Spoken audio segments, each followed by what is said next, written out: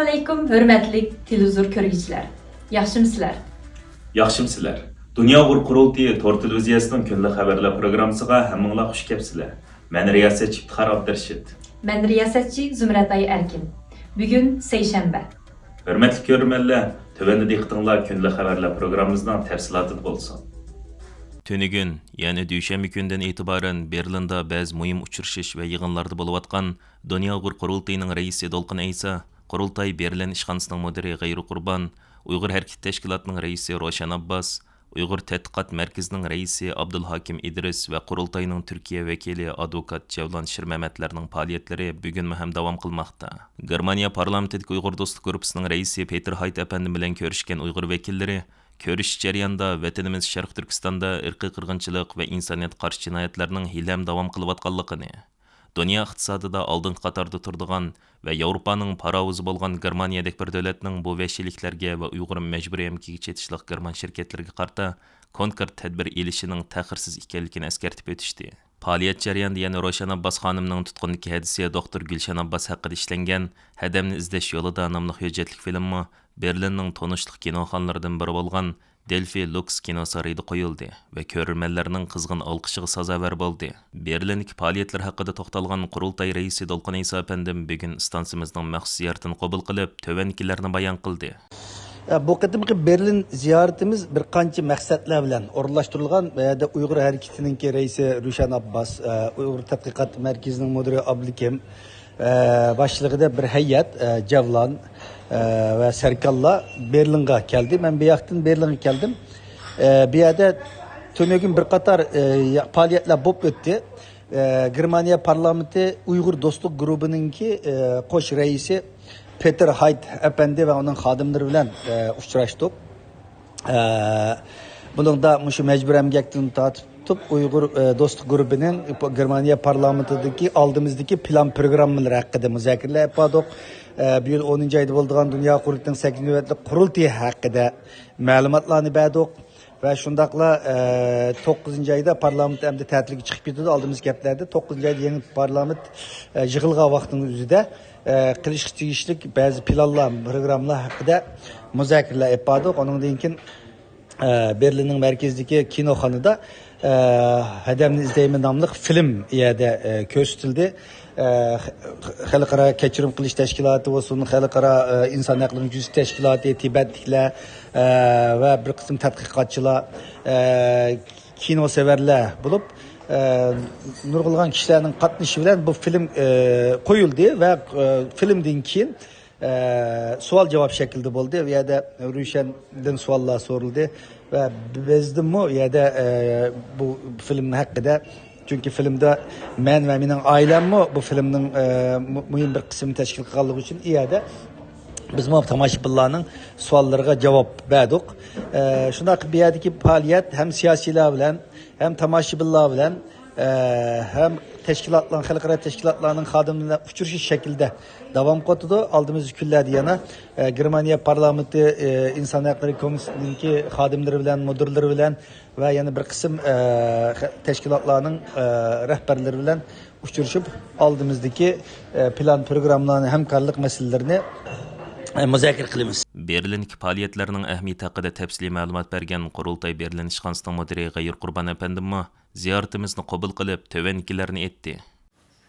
Mayli bu bir qancha kun mobaynida ilib borayotgan faoliyatlarimiz bo'lsin, yoki bundan ilgari ilib borgan va yoki bundan keyin ilib bormoqchi bo'lgan faoliyatlarimiz bo'lsin, bularning hammasi yig'ilib, jumladan Germaniyada xalqimizning erkinligi va hurligi uchun ilib borayotgan tirishchanliklarimizga jiddiy bir pozitsiyani va izchillikni ifodalaydi. Davlatlar orasidagi mühim münasebetlerge çetildiğin çoğun siyasetlerindeki özgürlük için uzun bir jarayon ketadi.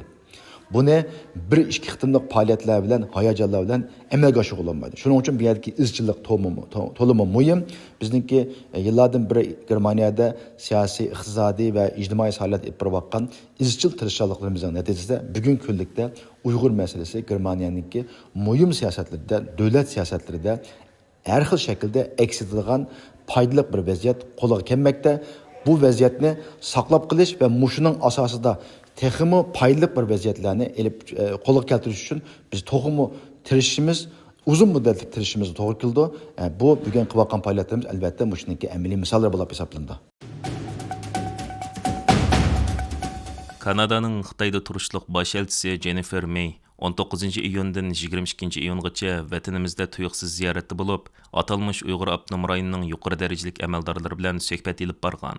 Kanada hukumatining bayonotida oshkorlashicha, Jennifer May suhbatda vatanimizda ko'chatlashgan kishilik huquq dafsanchiliklardan andish qilganligini bildirgan.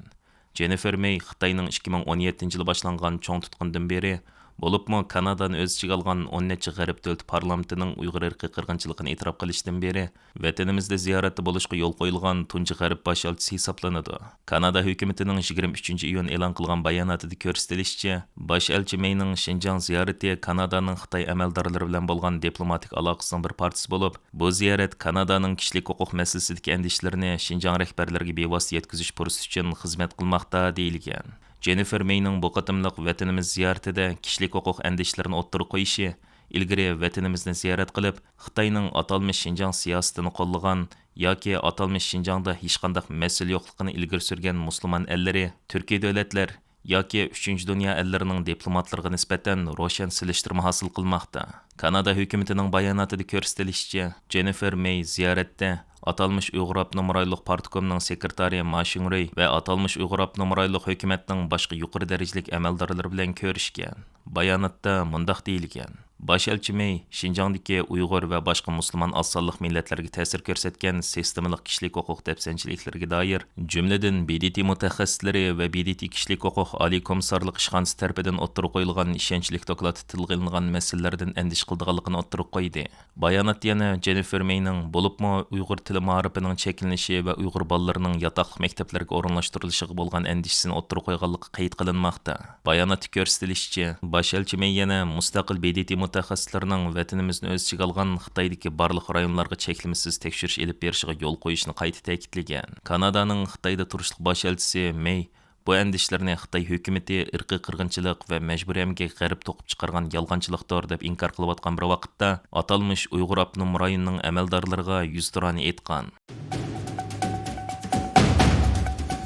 Rossiya prezidenti Vladimir Putinning o'tgan hafta Chaoshen, ya'ni Shimoliy Koreya bilan imzolagan harbiy hamkorlik shartnomasi Rossiya bilan Shimoliy Koreyani texim yaqinlashtirgan bo'lib, bu Xitoyni andishiga solgan. Xabarlarda Rossiya bilan Shimoliy Koreya orasidagi bu shartnomaning Xitoy, Rossiya va Shimoliy Koreyadan iborat 3 istibdod davlat orasidagi kuch tangpunligini buzish mumkinligi, shundaqla Xitoyning Shimoliy Koreyaga bo'lgan ta'sirining ojizlab ketishidan andish qilayotganligi ilgari surilmoqda.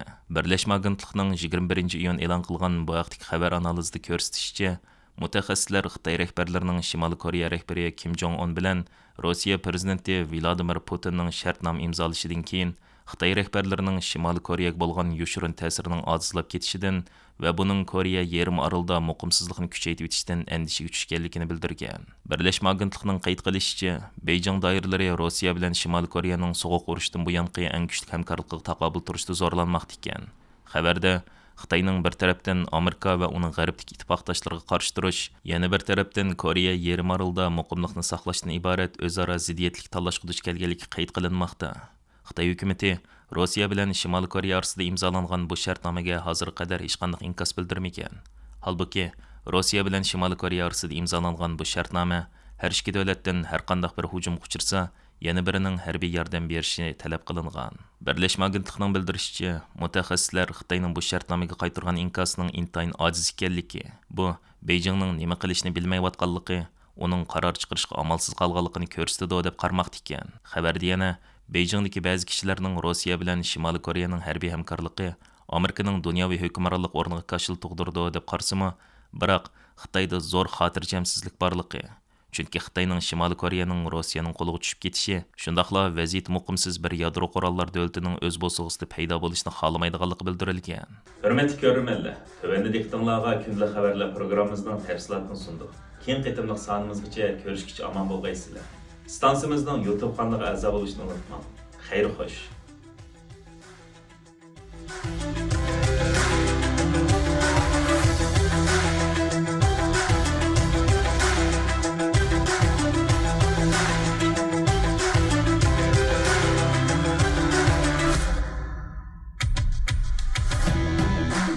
Thank you. Jungle.